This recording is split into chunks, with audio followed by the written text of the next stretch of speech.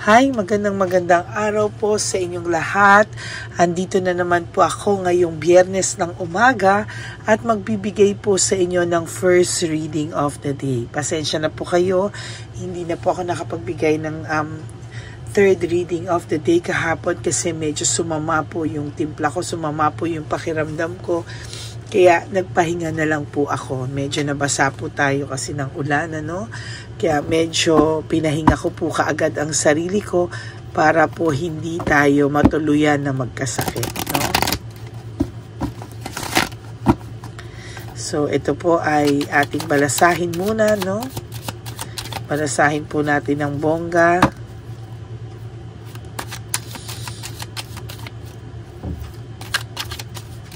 Yan.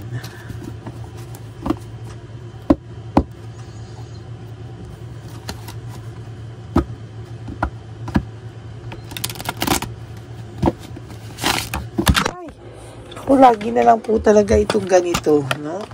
Naiinis na po ako dito. Lagi na lang pong bumabagsak.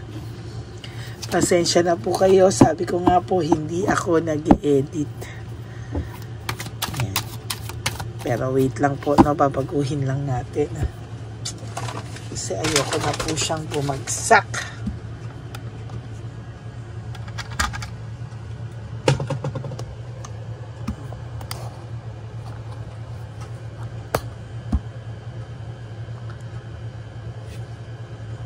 Yan.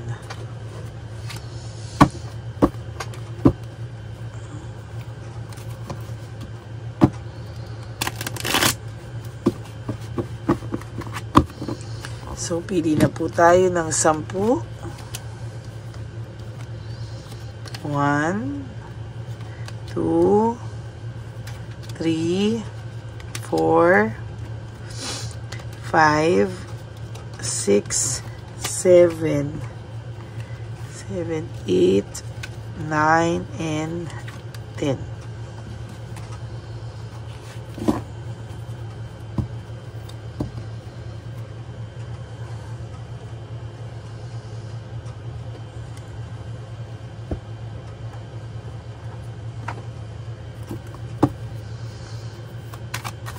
Balasahin lang muna po natin. For those of you po who would like to have a private reading with me, you can message me po at Ladyly Elena. That's L-A-D-Y-L-Y Elena. Nasa dulo po yan ng ating video. Diyan niyo po ako ma-contact. That's my only official and legit FB account. Okay? So, pili na po tayo ng 10. 1, 2, 3, 4, 5, 6, 7, 8, 9, and 10.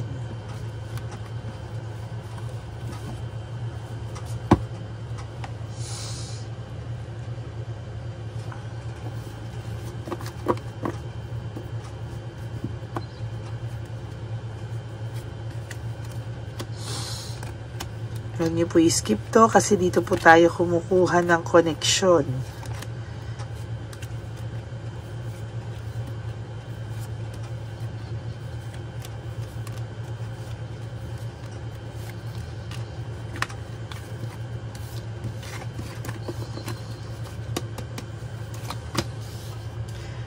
Emotional immaturity, insecurity, and disappointment. For your first card this Friday morning ay tungkol po lahat sa immaturity, insecurity, at disappointment. Ano? Dahil po sa kanyang pagiging emotional immature ay nagdulot po sa kanya ng too much insecurity and too much disappointment sa buhay niya, no? Sa totoo lang po, ayan, no, nahihirapan po siya ngayon dahil sa sarili na rin po niyang kagagawan. As a matter of fact, hindi po siya let go, no? Siya po ang hindi maka-let go. Siya po ang nahihirapan, ano, sa sitwasyon niya ngayon. Sa totoo lang, hindi niya po sukat akalain na dahil po sa kanyang mga ginawa out of pagiging immature ay Ayan po, meron po tayong nakikita dito na emotional immaturity na nag-lead po sa insecurity and disappointment po sa buhay niya.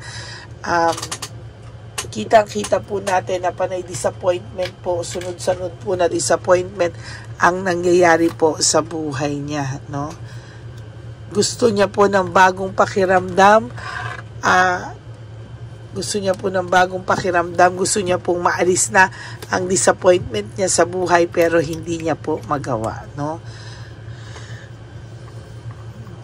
Sunod-sunod na disappointment.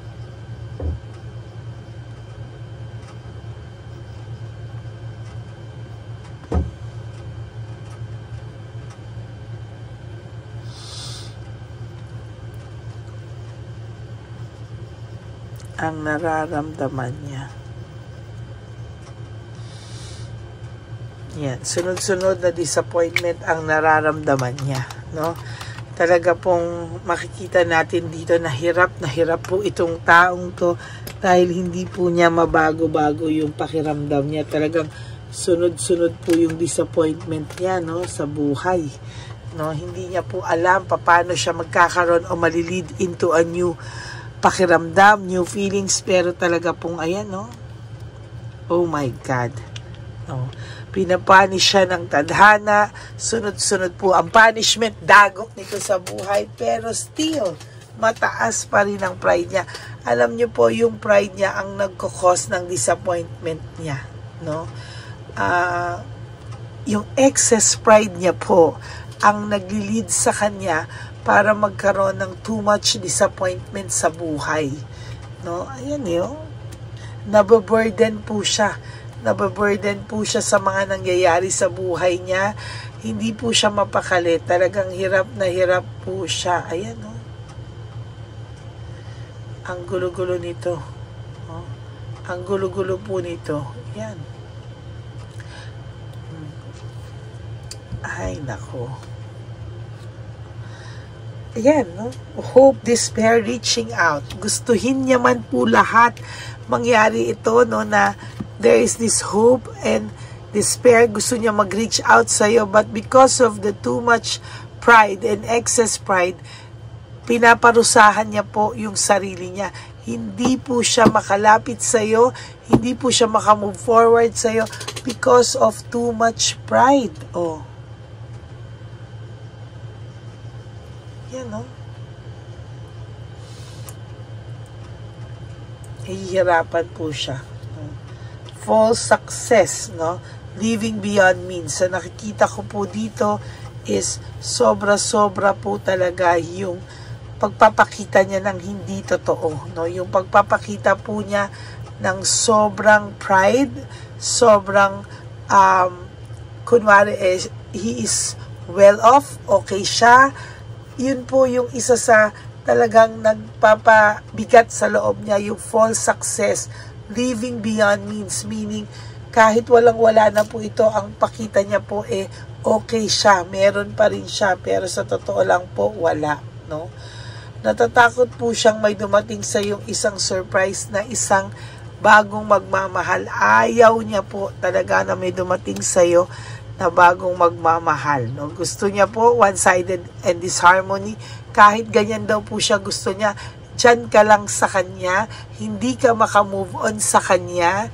Talagang napaka-selfish ng taong ito, no? Nakakagigil. Ang gusto niya po is kahit ganyan ang nangyayari sa inyo, ay patuloy ka pa rin mag-iintay sa kanya, patuloy ka pa rin magmamahal sa kanya. Failure, no? Kahit daw po ganyan ang nangyari, ang gusto niya po ay the Emperor in reverse. Gusto niya po ay nandiyan ka lang lagi at hindi ka makakamove on. You will always be a failure moving on from him or her. Gusto niya po nandiyan ka lang lagi. Which is, hindi naman po pwede, no? Kasi kawawa ka lang po. There's deception. Niloko ka po niya. Ang dami niya pong strategy, tactics na ginawa para hindi mo siya mabuking.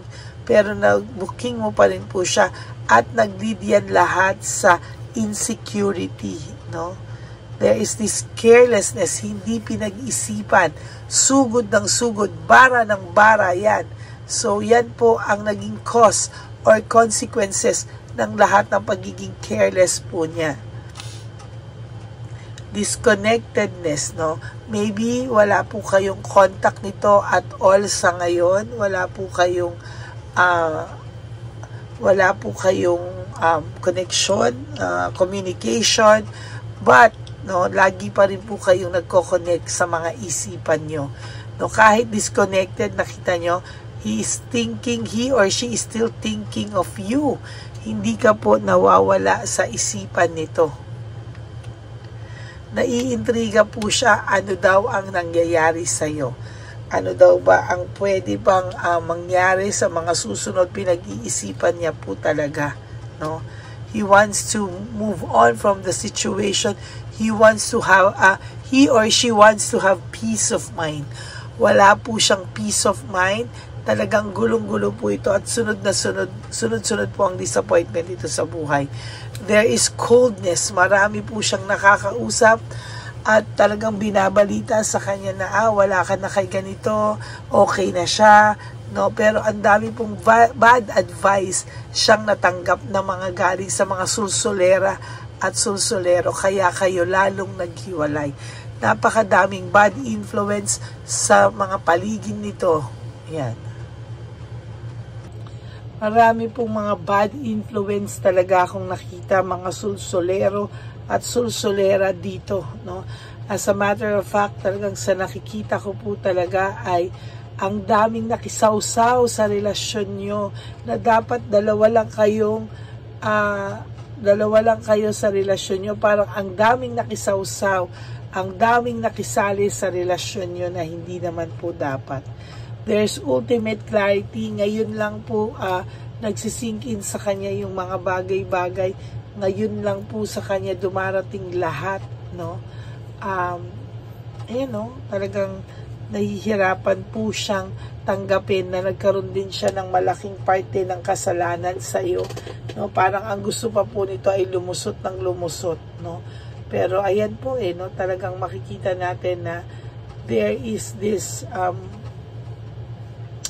parang nag-iisip siya ultimate clarity, no. Feeling niya